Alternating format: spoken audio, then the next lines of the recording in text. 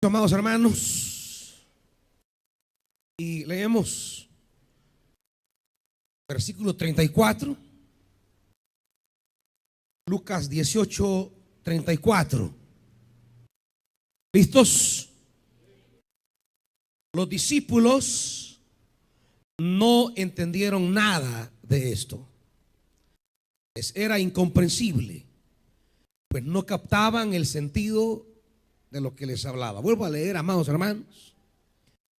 Los discípulos no entendieron nada de esto. Les era incomprensible, pues no captaban el sentido de lo que les hablaba. Padre, no queremos salir de este lugar diciéndose de nosotros lo que se dice en este pasaje de los discípulos. Sí queremos que nos hables, pero mucho más que eso, que abras nuestro entendimiento para atesorar tu voz. Padre, háblanos y abre nuestro oído en el nombre de Jesús. Amén. Están con frío, hermanitos. Con su amén. Todos tulliditos estaban, ¿verdad?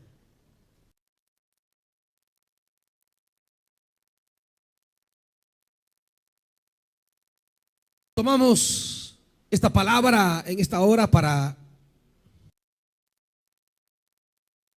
que el Santo Espíritu pueda trazar en nosotros una línea de comprensión acerca de las verdades de Dios. Diríamos que la tragedia humana se describe de esta manera.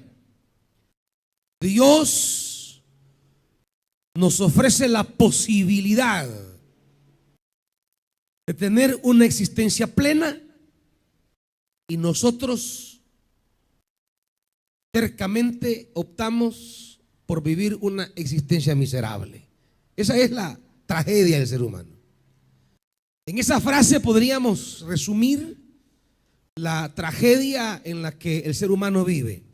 Dios se presenta delante de nosotros con posibilidades inéditas, posibilidades desconocidas, posibilidades nuevas, y nosotros insistimos en estar en lo mismo. Y vivir en lo mismo y estar en esa condición al mínimo. Dios nos sale al paso para invitarnos a lo máximo y nosotros insistimos en que queremos estar en lo mínimo. Y esa es la tragedia del ser humano. El no diríamos captar la presencia de Dios abriéndonos caminos con posibilidades gloriosas. Y seguimos con los ojos vendados, nos aferramos a ese pasado o a ese presente sin considerar que hay posibilidades nuevas, que hay posibilidades que ni siquiera imaginábamos, que hay cosas que ni se nos ocurre. Y es ahí donde ese aferramiento nuestro nos estanca, nos amarra, nos clava y no nos deja avanzar a posibilidades de gloria que Dios tiene. Diríamos que parte de nuestra naturaleza humana, parte de la psicología con la que vivimos nosotros como seres humanos, es pensar que lo que tenemos es todo. Pensar que lo que hemos probado es lo máximo. Y tenemos incapacidad de ver el futuro. Y a veces cuando hay capacidad de poder verlo, tenemos miedo de asumirlo y mejor nos quedamos ahí paralizados. Es por eso que cuando Dios quiere intervenir en nuestra vida para transformar esa realidad limitada y llevarla a una experiencia superior, Dios siempre aparece para revelar su palabra, revelar su gloria, revelar su propósito, esperando que de parte nuestra brote esa disposición, esa claridad, esa entereza, esa disposición de avanzar hacia eso que quizás tenemos temor, que quizás lo desconocido nos causa miedo. Pero es ahí donde Dios muchas veces está abriendo caminos nuevos, amados hermanos. Y eso es lo que los discípulos no logran asimilar. Ellos no logran entender. Versículo 31 dice: entonces Jesús tomó aparte a los 12 y les dijo: ahora vamos rumbo a Jerusalén. Hasta aquí la cosa parece bonita. Vamos a Jerusalén porque ahí van a pasar cosas tremendas, donde se cumplirá todo lo que escribieron los profetas acerca del Hijo del Hombre. Hasta el versículo 31 creo que los discípulos están claros. Ellos están definidos respecto a que en Jerusalén van a ocurrir cosas grandes. Ellos caminan sabiendo que en Jerusalén se va a manifestar la gloria de Dios. Pero lo que ya no les cuaja, lo que ellos no esperaban, lo que ellos no consideraban, es el versículo 32. Lo que ya 32 y 33. Lo que ellos no esperaban que pasara en Jerusalén es lo que dice: en efecto, ahí en Jerusalén será entregado el Hijo del Hombre a los gentiles. Se burlarán de él, lo insultarán, le escupirán y después de azotarlo, lo matarán. Pero al tercer día resucitará. Esto ya no iba con su marco de comprensión. Esa incapacidad para asimilar lo que va a pasar en Jerusalén, eso que ya no va de acuerdo a sus pronósticos, eso que ya no camina de acuerdo a sus planes. Ahí cuando las cosas ya no salen como esperábamos o como lo diseñamos, ahí cuando pensamos que se nos vino abajo el panorama, ahí donde creemos que todo se desmoronó, es ahí donde demostramos nuestra incapacidad de entender las opciones divinas. Cuando creemos que vamos hacia la gloria, que vamos hacia Jerusalén, donde van a pasar cosas tremendas, pero de repente lo que se nos plantea en Jerusalén es la muerte. Lo que se nos plantea en Jerusalén es el resquebrajamiento de toda la esperanza, que es lo que más adelante en el 24, capítulo 24 de Lucas siempre,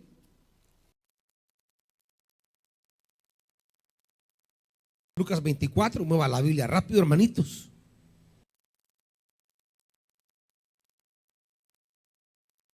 Dice, versículo 20, los caminantes de Emaús van contando a ese extraño caminante, ese compañero extraño, y le cuentan y le dice, 24:20, los jefes de los sacerdotes y nuestros gobernantes lo entregaron para ser condenado a muerte y lo crucificaron. Y aquí viene su manera de entender las cosas. Pero nosotros abrigábamos la esperanza de que era Él quien redimiría a Israel. Es más, ya hace 3 días que sucedió todo esto. Nosotros, dicen ellos, esperábamos,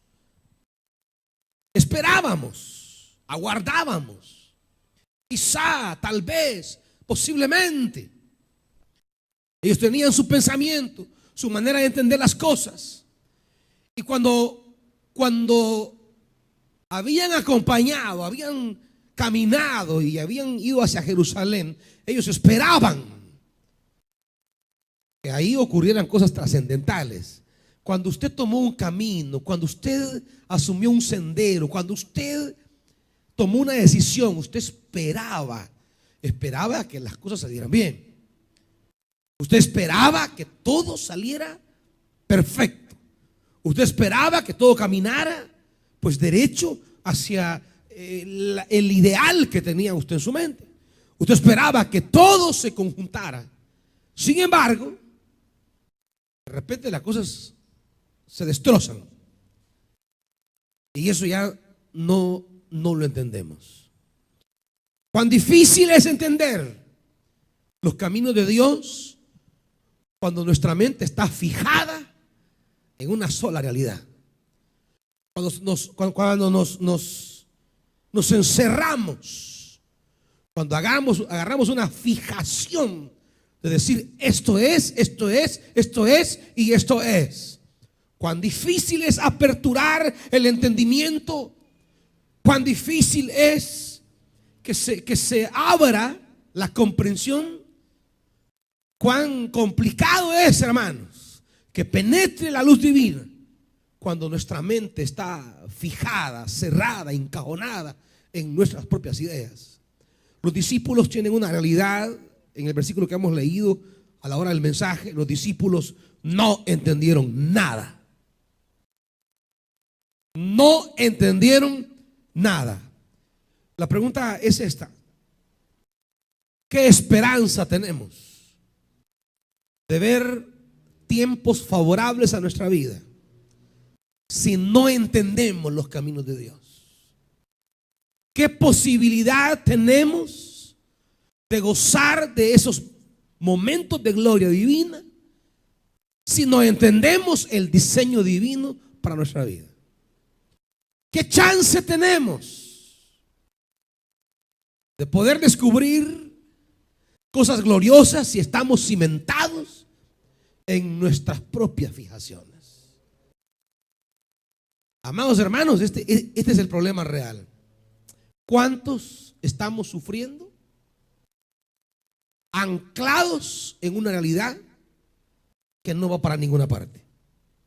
Porque no tenemos la capacidad de descubrir que Dios tiene mejores caminos muchas veces, pero no los vemos, no los queremos, porque estamos fijados en perspectivas nuestras, estamos anclados en mentalidades, en propuestas, en deseos, que de ahí no nos queremos mover. Cuando Dios quiere presentarnos mejores opciones, cuando Dios quiere abrir nuevas posibilidades, nosotros no entendemos nada. Por eso, ¿sabes que el evangelio de Lucas es un evangelio que tiene como una nota característica resaltar la imposibilidad de aquellos que oyen la palabra, la imposibilidad de escuchar la voz de Dios? Lucas tiene esa tendencia, esa característica. Lucas, desde el arranque del evangelio, Lucas siempre está poniendo a los que oyeron la palabra, aún los discípulos, con esta característica. Ellos no entendían, y Jesús siempre está resaltando esa incomprensión. Usted lo puede ver, solo déle vuelta a la página en el capítulo 19, por ejemplo.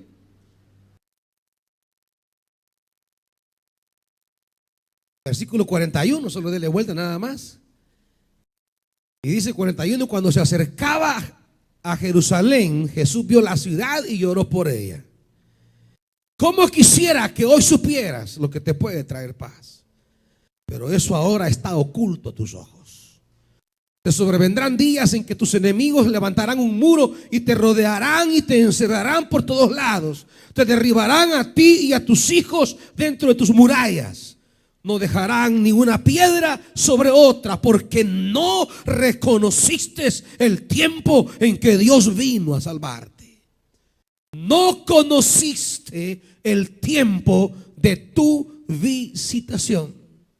Lucas siempre va a resaltar eso, la incapacidad de entender los caminos de Dios. Y usted lo ve desde el arranque mismo del evangelio. Vaya al capítulo 1 del evangelio. Usted va a ver, por ejemplo,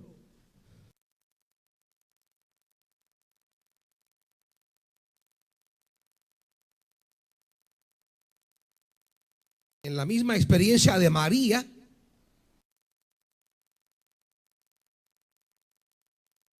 dice que María misma no entendía algunas cosas, sino que ella misma dice que las guardaba en su corazón. Versículo 50 del capítulo 2.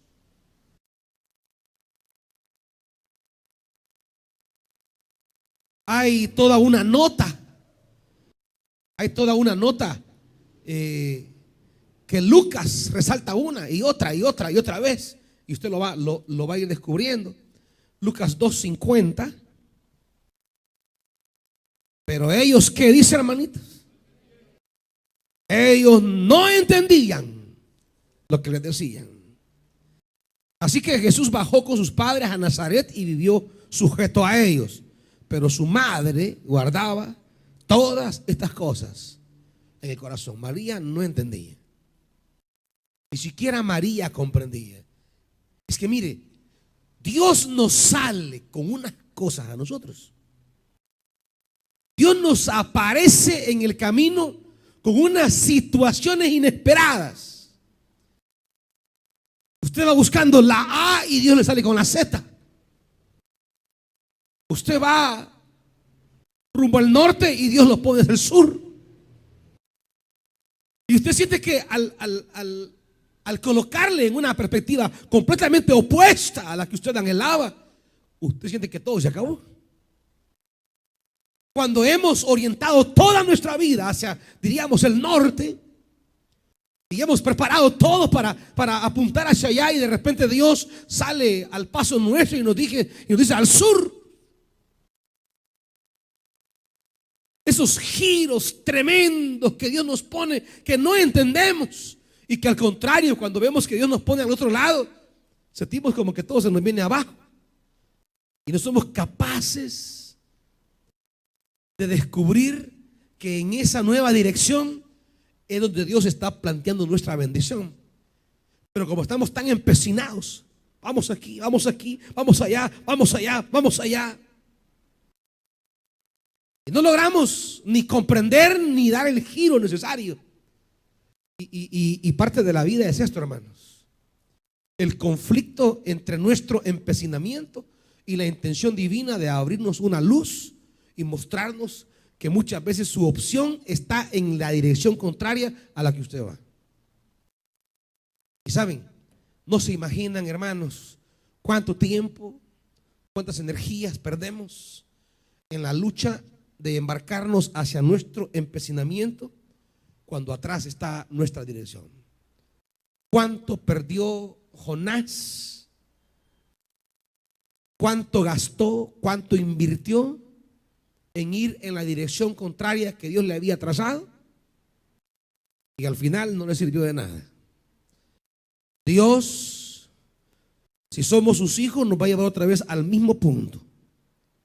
Y de ahí tenemos que volver a la dirección que Él ha señalado en nuestra vida. Lucas es el evangelio que se encarga de recalcar la incapacidad humana de entender los caminos de Dios.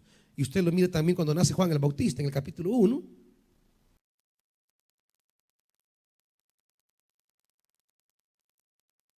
Cuando dice que le preguntaron cómo se iba a llamar. En el 1:59, a los 8 días llevaron a circuncidar al niño. Como querían ponerle el nombre de su padre Zacarías, su madre se opuso. No, dijo ella, tiene que llamarse Juan. Pero si nadie en tu familia tiene ese nombre, le dijeron. O sea, imagínense esos caminos. Nadie. ¿Por qué eso si aquí nadie se llama así? Nunca ha pasado esto, nunca he ido ahí. Eso para mí es desconocido. Yo no quiero estar allí. Pues allí donde nadie ha entrado, donde nunca ha pasado, donde jamás lo ha hecho así, donde usted cree que no sobrevivirá en esa condición, Dios le dice: anda, porque ahí está tu bendición. ¿Cómo le querían poner al niño? ¿Cómo le querían poner al niño? ¿Por qué? Porque ese es el nombre del Padre. Es decir, vamos a ponerle como se llama el Padre. Vamos a seguir con el nombre del Padre. Pero ahora aparece algo que rompe el esquema. No, se va a llamar Juan. ¿Pero y por qué? Si nunca. Yo comienzo a decir: pero es que yo nunca he hecho eso. Pero es que yo nunca he estado así. Pero es que yo nunca he tomado esa decisión. Pero es que yo siempre he tenido miedo a esto. Pero es que yo nunca. Y con ese nunca y ese siempre nos quedamos aferrados a ese pasado. Ahora Dios aparece siempre. ¿Qué me bien? Dios va a aparecer no para que usted repita muchas veces lo que ya vivió, sino para abrir caminos que nunca ha andado. Y va a tener temor, hermanito, lo voy a decir. Lo va a ver peligrosos, lo va a ver riesgoso, lo va a ver raro, lo va a ver extraño. Pero por ahí Dios muchas veces se anda moviendo en nuestra vida. Nunca le tema a los caminos que Dios abre. no les tenga miedo. Si está tomada de la mano de Dios, si le está sirviendo, si está caminando con Él, aunque el camino parezca raro, aunque parezca extraño, aunque parezca confuso, aunque parezca que no es para usted, tómelo, porque Dios hará prosperar su camino. Pero es que nadie en tu familia se llama así. Entonces le hicieron señas a su padre, que estaba mudo para ese entonces, para saber qué nombre, porque mira, tu esposa parece que se le ha disparado el cable. Le dijeron: mejor contigo, Juan, Zacarías, ¿cómo se llama el niño? Y él pidió una tablilla y escribió: su nombre es Juan. Y todos quedaron asombrados. Al instante se desató la lengua, recuperó el habla y comenzó a alabar a Dios. Y todos los vecinos se llenaron de temor, y por toda la región de Judea se comentaba lo sucedido. Lucas es el evangelio que destaca el sufrimiento de Jerusalén y de los que oyeron la palabra de Dios. El sufrimiento es a consecuencia de no entender lo que Dios estaba diciendo en la persona de Jesús. Esa incapacidad. Tenemos una incapacidad de entender el misterio divino. Y es que claro, ya lo dice Isaías: mis caminos no son tus caminos, mis pensamientos no son tus pensamientos. Los pensamientos de Dios y los nuestros, los caminos de Dios y los nuestros. La Biblia destacará una y otra vez la incapacidad de poder entender y andar en los caminos de Dios. Ahora, ¿qué posibilidad tenemos? Solamente en la medida que Dios nos habla. En la palabra es que Dios nos muestra sus caminos. Cuando Dios habla, ¿qué está haciendo Dios? Lo que Dios está haciendo cuando nos habla es abriendo sus pensamientos a nosotros. La Biblia no es un libro de arqueología, de cosas muertas sin sentido. La Biblia es un libro en el que Dios ha abierto sus pensamientos. Ahí Dios revela sus ideas. Y en la medida que captamos esas ideas, tomamos esos caminos, comenzamos a participar de la bendición que trae andar en los caminos de Dios. Pero claro, se requiere oír la palabra y se requiere acoger la palabra, recibir la palabra. Es lamentable para Lucas. Lucas relata una y otra vez la tragedia que viene a la vida de aquel que escucha la palabra. Como decíamos en la mañana, Dios no tiene problemas, amados hermanos, con la oscuridad que hay en su vida. Esa fase de tinieblas que todo ser humano tiene, Dios no tiene crisis con eso. Él sabe que somos seres humanos y tenemos penumbras, tenemos facetas de oscuridad, tenemos áreas más que oscuras, tenebrosas diríamos. ¿Sabe? Dios no tiene problema con eso. ¿Sabe con qué tiene problema Dios? Dios tiene problema que, sabiendo nosotros de la oscuridad que hay en nosotros, tengamos la actitud de rechazar la luz que Él nos ofrece en su palabra para alumbrar nuestra oscuridad. Y ahí Dios sí tiene problemas con eso. Él sabe que hay oscuridad en nosotros, claro que lo sabe. Por eso en su gracia nos provee de la luz, nos alumbra. Y la tragedia es cuando Dios aborda nuestra vida, Dios aborda nuestra existencia, y en lugar de acoger esa luz, decidimos vivir empedernidos en nuestra propia mentalidad. Decidimos rechazar esa luz que alumbra nuestra oscuridad, y nuestra oscuridad nos llevará por caminos que creemos que son atajos para llegar a la bendición, y son nada más atajos que nos llevan a la destrucción. Solo hay un camino, y es el que Dios nos ha hablado en su palabra.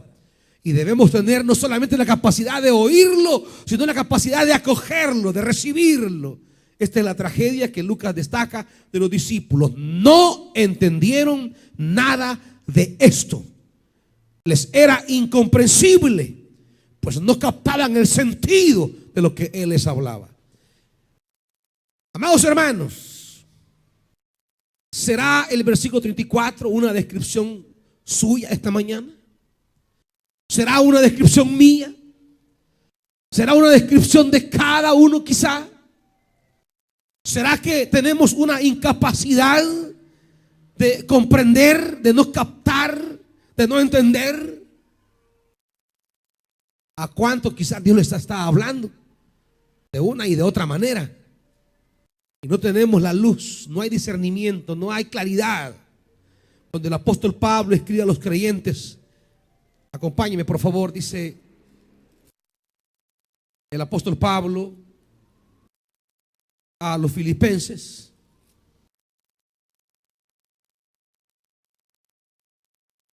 Vea lo que el apóstol Pablo va a pedirle a Dios, Filipenses capítulo 1.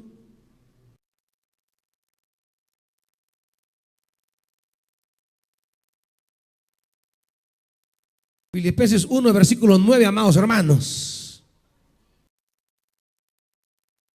Esto es, dice el apóstol Pablo, lo que pido, ¿qué, hermanos? Lo que pido en oración. ¿Y qué es lo que pide en oración? Que el amor de ustedes abunde más en conocimiento y en buen juicio. Conocimiento y buen, ¿para qué, hermanos?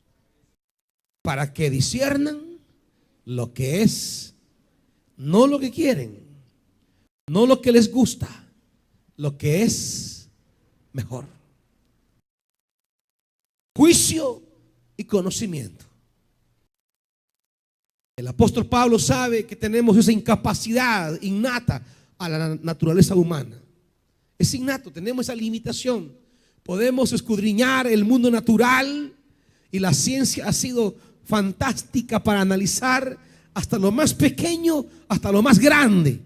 Sin embargo, a pesar de que la ciencia se ha desarrollado, tenemos incapacidad para discernir lo que es mejor, lo que Dios tiene para nosotros, aquello que traerá provecho y beneficio. Y Pablo dice, estas cosas solamente están en Dios. Y dice Pablo, esto es lo que yo pido en oración. Esto es lo que yo suplico en oración. Ese discernimiento no viene de nuestra inteligencia, hermanos. No es esa capacidad para discernir lo mejor, no viene de nuestro coeficiente intelectual. No viene de nuestra formación académica. No viene de nuestra experiencia en la vida. Viene de Dios. Esto pido, dice en. Esto pido, dice en. Esto pide en. Esto pide en. No hay discernimiento posible de elegir lo mejor que Dios tiene para nosotros si no hay una súplica constante pidiéndole a Dios discernimiento y buen juicio, discernimiento, conocimiento. Y Pablo lo dice más adelante, Colosenses. Es el siguiente libro de Filipenses, hermano.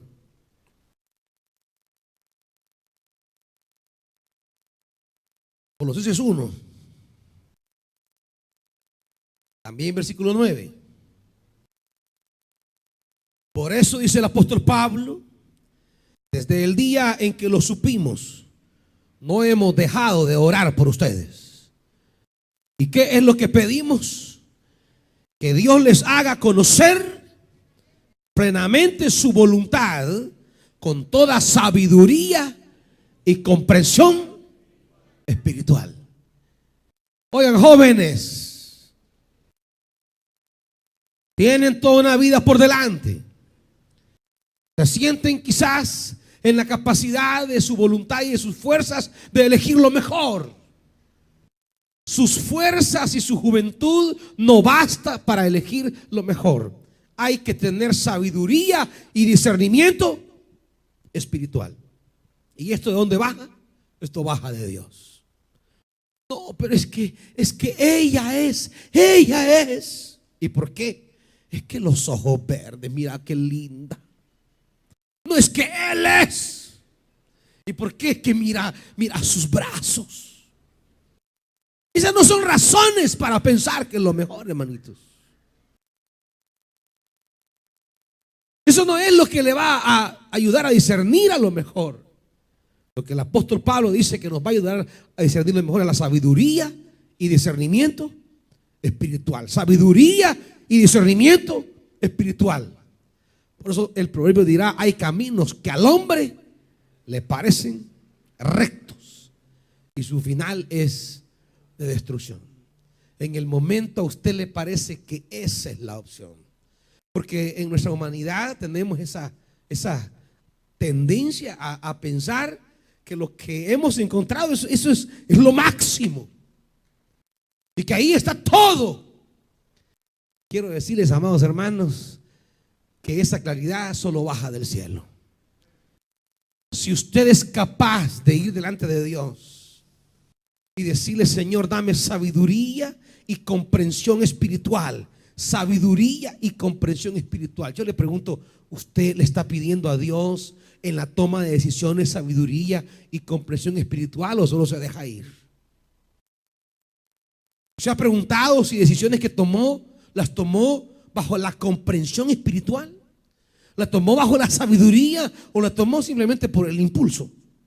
Por las situaciones, por las circunstancias, porque pues sí, ahí estaba yo, ahí estaba él, ahí estaba ella. Decisiones que tomamos por las circunstancias no van muy lejos, hermanitos. Las únicas decisiones que traerán favorables condiciones a nuestra vida son aquellas tomadas bajo un discernimiento espiritual. Pero dígame usted, ¿quién anda pidiendo el discernimiento cuando ya se decidió hacer las cosas? ¿Quién? Cuando ya tomó un camino, ¿quién va delante de Dios a decirle: Señor, de verdad, si esto no es lo que quiere, apártalo? ¿Quién? Al contrario, ni oran mejor, porque vaya a ser que Dios le diga lo contrario. No, yo ni le pregunto a Dios, vaya a ser que me diga que no. Y a mí este volado ya me gustó. No, yo ni le pregunto a Dios, porque este camino me ha gustado. Este trabajo me encanta. Mejor ni le pregunto, no va a ser que Dios me diga no y yo ya entre en problemitas. Cuando nos hemos fijado, cuando nos hemos clavado en una opción en nuestra vida, ¿quién tiene la actitud de ir delante de Dios y decirle: Dios, ¿es esto lo mejor para mí? Dios, ¿es esto lo que traerá caminos de bendición a mi vida? ¿Es esto el camino que has planteado para mí? ¿Es esto lo que tú deseas para mí? ¿Quién? ¿Quién le pregunta eso a Dios? Y claro, cuando vienen las consecuencias, cuando vienen los resultados, es que, Señor, vos no me ayudaste. Es que Dios no me quiere. Es que Dios no me ama. Es que Dios no me oye. No, no es que Dios no le ame ni le oye, hermano. Es que cuando estábamos afanados, estábamos cegados. Y cegados no fuimos capaces de escucharle. Y habiéndole escuchado, no tuvimos la sensibilidad de acoger esa palabra y que esa palabra impactara nuestra vida. Dice segundo libro de Reyes, hermanito, acompáñenme.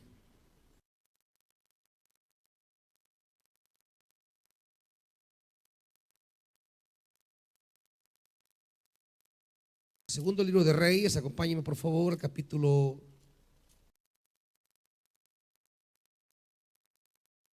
22. Vamos a ver, 22.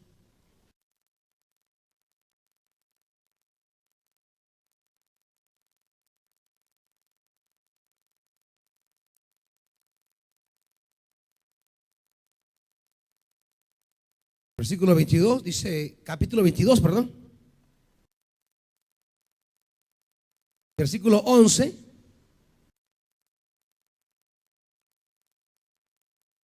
Cuando el rey oyó las palabras del libro de la ley, se rasgó las vestiduras y dio esta orden a Gilquías, el sacerdote, a Ahicam, hijo de Safán, a Acbor, hijo de Micaías, a Safán, el cronista, y a Asaías, su ministro personal, y le dijo: vayan a consultar al Señor por mí y por el pueblo y por todo Judá respecto a lo que dice este libro que se ha encontrado. 15. Hulda les contestó: así dice el Señor, Dios de Israel, díganle al que lo ha enviado, que yo el Señor les advierto, voy a enviar desgracia sobre este lugar y sus habitantes, según todo lo que el libro me ha leído el rey de Judá. Ellos me han abandonado, han quemado incienso a otros dioses y me han provocado a ira con sus ídolos. Por eso mi ira arde contra este lugar y no se apagará. Pero al rey de Judá, que los envió para consultarme, dígale que en lo que atañe a las palabras que él ha oído, yo el Señor Dios de Israel confirmo, como te has conmovido y humillado ante el Señor al escuchar lo que he anunciado contra este lugar y sus habitantes, que serán asolados y malditos, y como te has rasgado las vestiduras y has llorado en mi presencia, yo te he escuchado. Esa fue la reacción de Josías. La versión de Crónicas va a decir: como tu corazón se ha enternecido. La capacidad que tuvo Josías de enternecer el corazón a la palabra, y cuando esa palabra llega, ilumina. Cuando esa palabra entra, alumbra.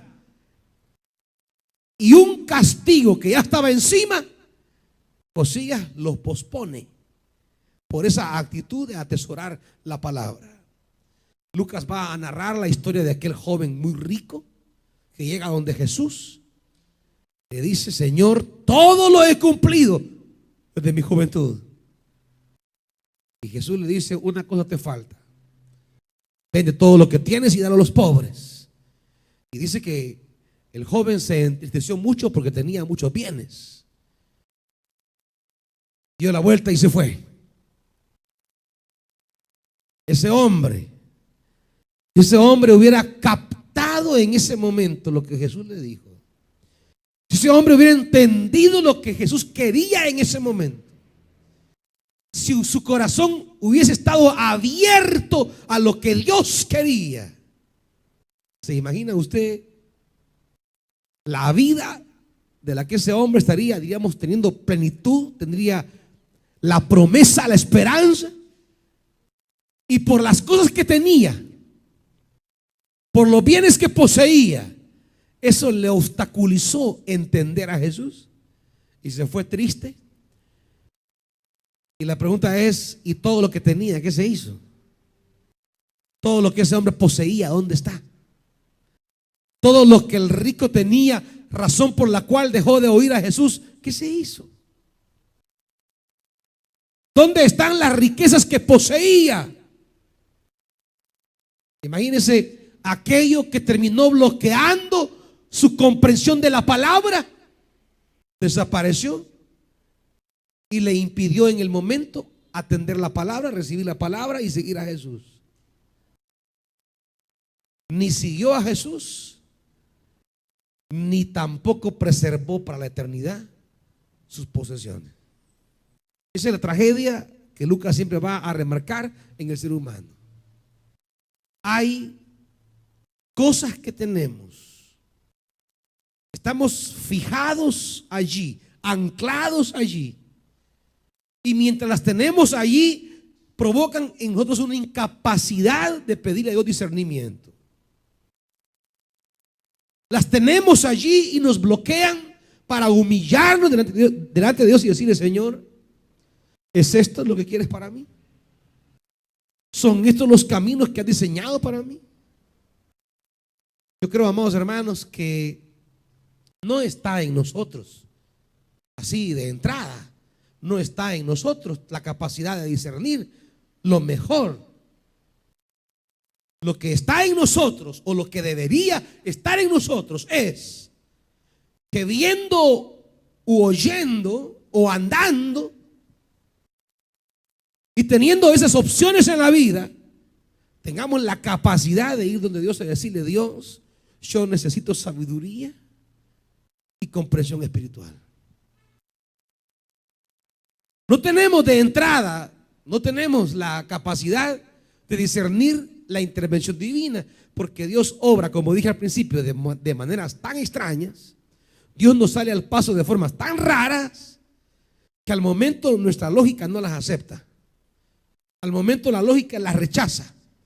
Pero si en esos momentos de elección, de decisión o de turbación pudiésemos ir donde Dios, Dios, dame sabiduría, dame discernimiento espiritual, dame sabiduría, dame conocimiento espiritual. En esos momentos, amados hermanos, el Santo Espíritu va a iluminar nuestro caminar, va a alumbrar nuestros senderos. Y oigan bien, cuando se lo pidamos, Él va a alumbrar y tengamos el coraje de ir por donde Él lo señala. Tengamos la fuerza y la capacidad de meternos donde Dios nos dirija, aunque nos parezca raro, extraño, contrario a la lógica, contrario a la costumbre, contrario a tantas cosas.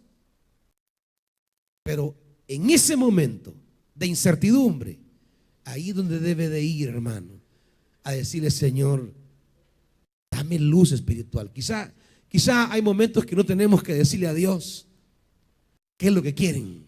No, Señor, dame esto, Padre, esto, Padre, esto. ¿Por qué no le piden comprensión espiritual?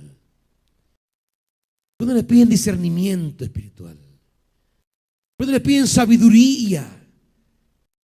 Quizá cuando la sabiduría de Dios llene nuestra vida, cuando su discernimiento espiritual llene el corazón, vamos a comenzar a ver las cosas en otra dirección. Y comenzaremos a decir: ¿y cómo estuve clavado tanto tiempo en esto? Cuando Dios me tenía otros caminos, cuando habían otras opciones. Y ahí comenzamos la vida ya a andar en la perspectiva de Dios. Y cuando comenzamos a caminar en la perspectiva de Dios, eso es lo más maravilloso. Porque aunque al momento parezca muerte, al final será resurrección. Aunque al momento en Jerusalén Jesús vaya a morir, pero al final será levantado al tercer día de entre los muertos. Una cosa es segura, hermano: su vida al final solo se encuentra siguiendo el camino de Dios. Lo que es en apariencia seguir su camino, lo que aparentemente es vida, puede ser al final muerte. Y lo que aparentemente para ustedes es muerte, ese camino raro, al final será camino de vida. Lo que para Jesús era llegar a Jerusalén a morir, al final era el camino de su gloria. Quizás no quería, quizás no era lo que le agradaba, pero era lo mejor.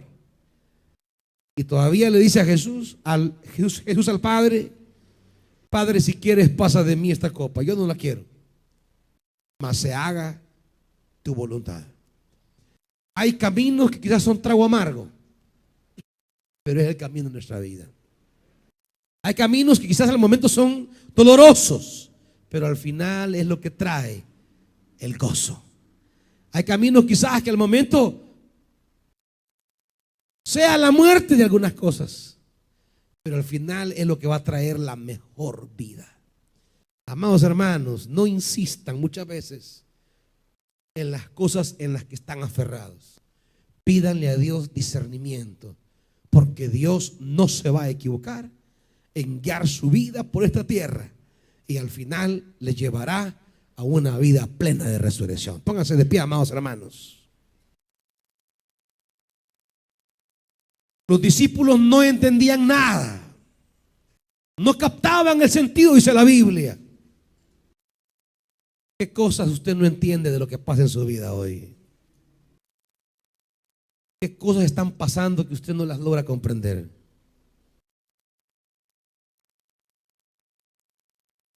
¿Ya le lloró a Dios por discernimiento? ¿Ha hecho alguna vez un ayuno para pedirle a Dios sabiduría? ¿Le ha suplicado a Dios usted que le dé conocimiento espiritual? ¿Le ha rogado a Dios por sabiduría? Quizá usted sabe lo que Dios le responderá, ¿verdad? Pero ¿quién quita? Dios tiene otras respuestas para usted. Pídele a Dios discernimiento, hermano. Pídele a Él sabiduría. Él tiene los mejores caminos para usted. ¿Usted cree que Él no sabe qué es lo mejor para usted? Dios sabe lo que es mejor para usted. Y no solo sabe lo que es mejor, Dios ha preparado lo mejor para usted. Dios ha preparado y sabe lo mejor para usted.